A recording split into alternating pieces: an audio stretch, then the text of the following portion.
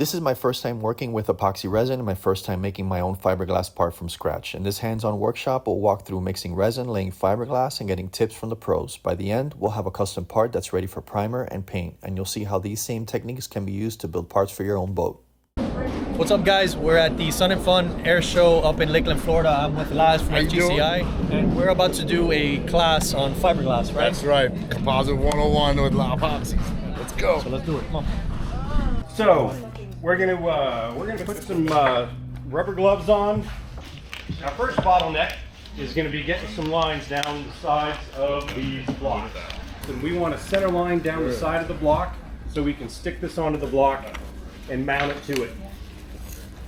So when you're cutting foam with a wire, you need a template or a guide to run your wire against. Make sure you're going straight so it doesn't stick to the side. One line across. And draw.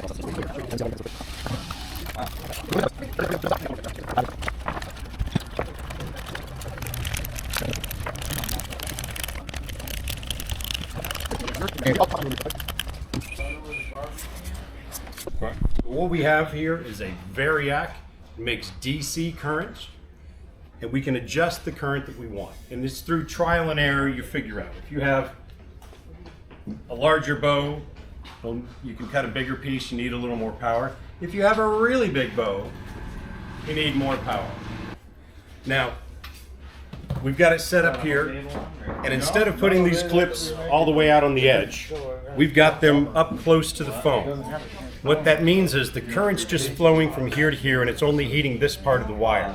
If it's heating all the way from here to here, when the wire cuts through the foam cools it, and it doesn't get too hot. But this part out here wouldn't have anything to cool it.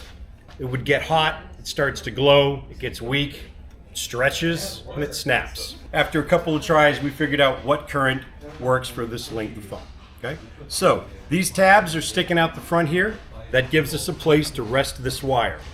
And we're gonna have one guy on each side. I mean, you could do this with one person here, but if you're cutting a real wing section, you're gonna be working on a big piece and you're gonna need somebody on either side. Okay, so we're gonna set it so it's close to the foam so we don't have a big section of exposed wire that's getting hot outside of the foam. There is a little bit of a notch here. So if you're pushing down on this and bending the wire, it's never gonna come up. You're going to have to be willing to bring that wire up and slide up the form as you go around. But don't pick it up, because then you're going to do this and you're going to make a nice wave. You just need to pull it back this way. So we're going to set up with one person on each side. We're going to lean it back about 45 degrees. Right, so come over here. You're going to hold it about like that. And we'll pull the wire through. Okay. One guy usually counts the numbers on the other side, sorry. The speed it's going to go through is really dictated by the cutting.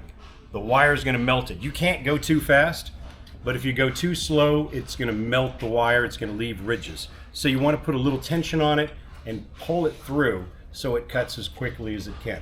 Now, you want to cut it quicker, we can turn the voltage up. If you want to cut it slower, we can turn the voltage down. Where we've got is a good happy medium. As long as you're putting a little tension and pulling it, it's going to cut nicely. Okay. When you're done, you're going to come up against these hooks and you're going to stop.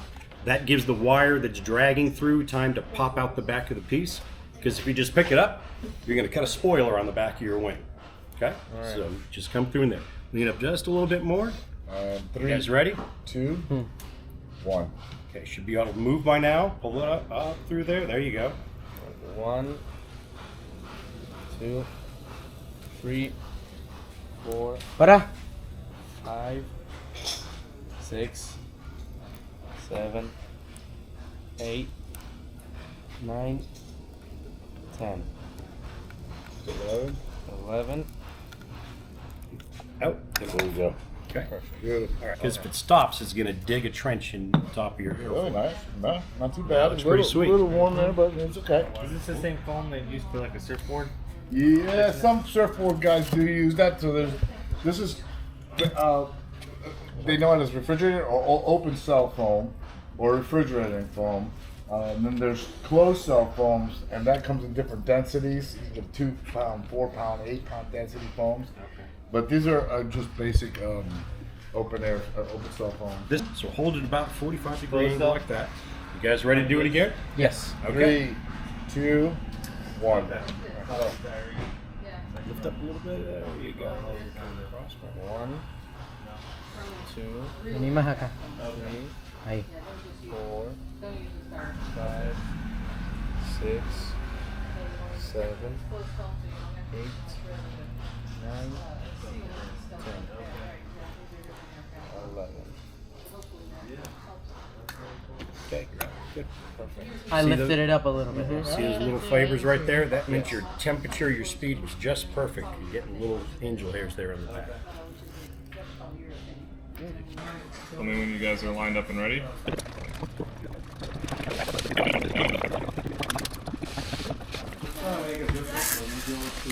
Yeah, that one looks a whole lot better.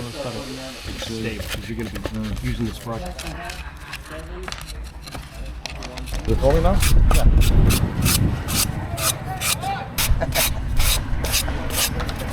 And I want look, that lip right there, I want you to round it out.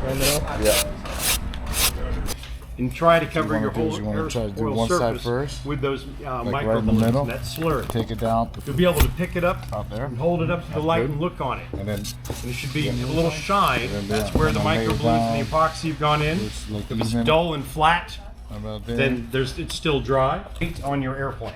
So you want to come back. How long is this special foam?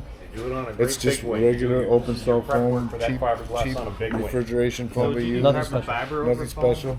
You can Now certainly you do carbon can't fiber use over it. polyester. Okay. Down here, it'll melt it. So Melted. these A little epoxy 101. So epoxy resins are both a liquid form. So you got an A side and a B side. This particular mix is a 5-to-1. And basically what epoxies are, think of it this way, it's two molecules and two different chemicals. When they meet each other and we mix it, they start connecting with each other. And then they all of a sudden they start locking with each other, and they get a reaction. They start heating up. They want to get away from each other, but they can't. Now they're locking into place, and it's becoming from a liquid to a solid. And that's how pretty much epoxies and polyesters work. They work with different chemicals. Epoxies can have A sides and several different B sides. So you can have a slower epoxy or a faster epoxy cure, or a clearer cure. A more dense liquid, more epoxy, so that you have a better penetrating of what you got at fiberglass. Depending on the thickness of your fiberglass, you would probably want it thinner so it can penetrate thicker fiberglass faster. So I'm going to mix up some right now, and what I'm going to do is this is a 5-to-1 ratio here, and we're going to do 2 pumps. And 2 pumps of the B side, and that makes exactly 5-to-1. And the most important thing I tell everybody that works with epoxy is the mix. You can see right there, see that color? See that iridescent inside there? Yeah. When I start mixing it, these molecules are starting to get meeting each other, and they're like, "Hey man, how you doing? All right, hey, get off me, hey, no!" And they start getting hot. They start fighting, and they're like, "Okay, well, you're not moving, I'm not moving. We're gonna become a solid." And that's kind of the easiest way to explain. When you're mixing epoxy, it's the best way to mix epoxy is scrape the bottom, scrape the sides. Laz, No. does this already have the 5-to-1 ratio in the These pumps? pumps, yes. So Yeah. you don't have to. You don't have to do 5 pumps. You don't have to versus- do 5 pumps. This one here, I pump it once. That one once, And it gives you the ratio. It gives me the ratio of 5-to-1. Tell everybody always take that extra minute. Mix it. Don't mix it too fast because you're gonna get bubbles in there. Mix it nice and slow. Scrape the bottoms. Rotate your cup. On this particular first coat that we're gonna do is a little different. So we are adding a micro balloon, or what some people call microspheres. This is you really don't want it close to your face because it's very airy and it can get into your system very fast. So I'm gonna pour a little bit in here, and we're gonna make a somewhat of a filler. And what we're doing with this is we're gonna make a little slurry. It's gonna be a little bit more. It's gonna make it a little thicker. It's gonna be airy. The reason we use a microsphere or micro balloon is because it's the easiest one and the lightest one to fill in all these little holes that we have on your wing. like that, and I'm mixing it. See how it's coming out slurry? So I'm gonna pour. You cannot use your brush at this time. You're only gonna use your yellow spreader. And this is what I want you to do. I'm gonna go around and give everybody a little bit of epoxy. I'm gonna put it just a little bit right there. And with your spreader, you're gonna work that into all those gaps and valleys and fill as much as you possibly can. So this is a micro balloon, and all you're trying to do is just fill in all those little gaps. You're just spreading it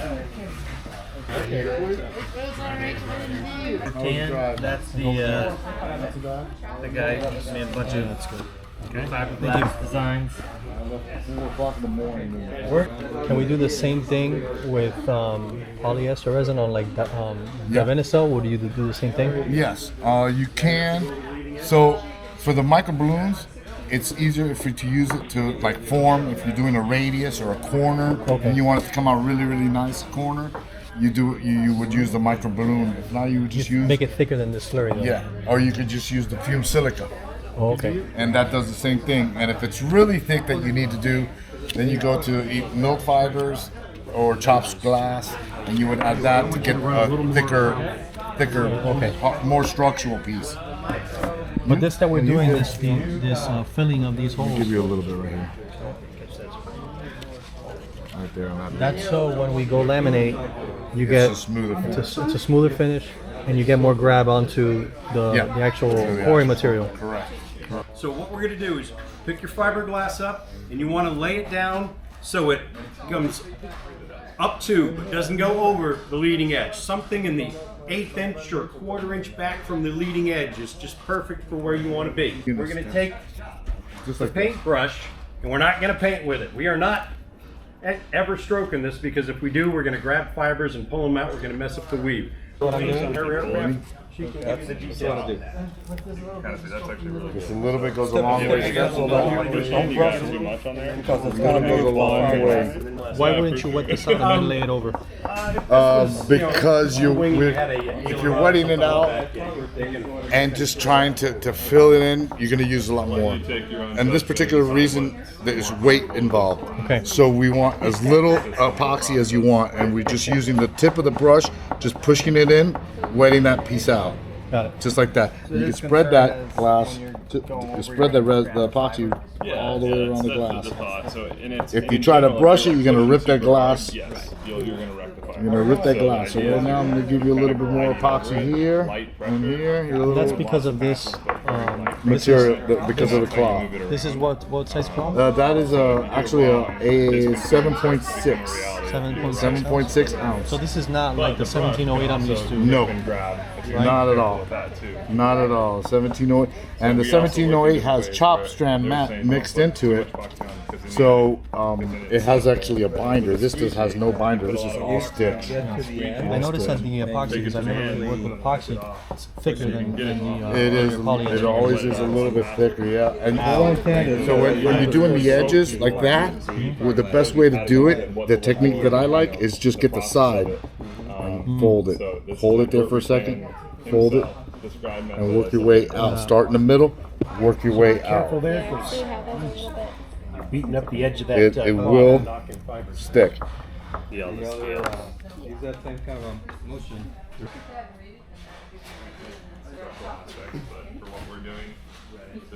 This is compatible with the products that we're working with, and we're going to lay it on the top of the airfoil, just like the last piece that we had, and wrap it over the leading edge. And then we're going to stipple this again onto the fiberglass underneath. This is kind of like a poor man's vacuum bag. It's going to kind of press everything down. It's going to soak some of the epoxy out, so it's going to get excess weight off of the structure. And it's going to give us a nice surface to work from. That surface should end up smooth enough that we can hit it with some high build primer and paint. Right? We're going to do this on the top, wrap it over the leading edge, and hopefully it'll help us take care of problems like this where we didn't have quite enough material. Go ahead and take your peel ply and you set it on there just like you did on the top fabric. So it's just hanging over the back, you know, maybe a 1/4 inch or so. And you set it on there, and you can stipple it down See how it's already putting With your brush, you can see how it's already pulling epoxy out of there. Where you put those together. Yep. You want to go over that right there. Yep. And then you're gonna get a piece of paper towel is what I prefer. And So just a little bit left in it. What's the next step? Part B of the. We'll spread this with this. No, you're just gonna come in here Yeah, I need some too. and just rub it around like that with a couple of fingers. That's part B on the sheet. And once you've gone over it, you know, a couple You times, won't need to put stop. another one of these Okay. on. It's not gonna get any better. And we'll be done with that. Working the- You ready over there? Yeah. Just I need a little bit over here. So with this, Looks kind of done. You should have said something. Just rub that in? Given you a piece yep, of just rub it in with a couple of fingers and spread it all around. Okay. Does it have to be You smooth? said something. I don't want to use this. Hold it down low and tap away. Don't hold it and wait in front of the